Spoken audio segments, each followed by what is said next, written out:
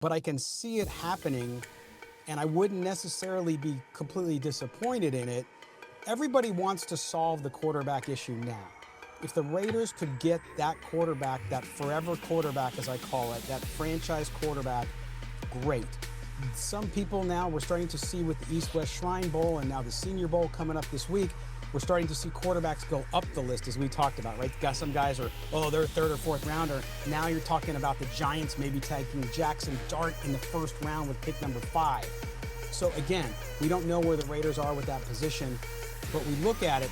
The Russell Wilson question, I know a lot of Raider fans hate it. Again, I laughed it off. I'm like, okay, just because Pete Carroll's coming doesn't mean Russell Wilson. But if the Steelers decide to invest instead in Justin Fields and go that direction, because Russell Wilson is a free agent, if he doesn't go back to Pittsburgh, Mo, I could see that it would be it's another bridge quarterback.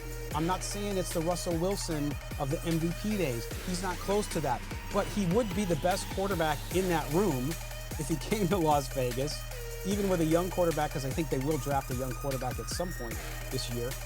But Mo, you look at that and you say to yourself, his relationship with Pete Carroll, his ability still is there. It's not, again, at the level it used to be, but there's no question that if he came to the Raiders, Mo, it wouldn't necessarily be the most exciting thing in the world, but it also wouldn't be a bad football move.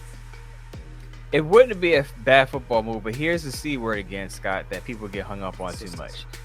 Consistency, but he's also looked at as corny. So I talked about Liam Cohen being corny with his Duval chant. Russell Wilson, let's be honest, is viewed as being a square. He's corny. He doesn't look like, or he doesn't feel like a Raider player, and that's I guarantee that's part of it. If Russell Wilson was a little more edgy, people would have a little different feeling about him. Now, he is limited as far as he's not going to give you 300 yards a game. That's not him. That really wasn't him in Seattle during his peak years either, even though he was a Pro Bowl player. He could still throw a beautiful deep ball. But Russell Wilson at 36 doesn't excite me.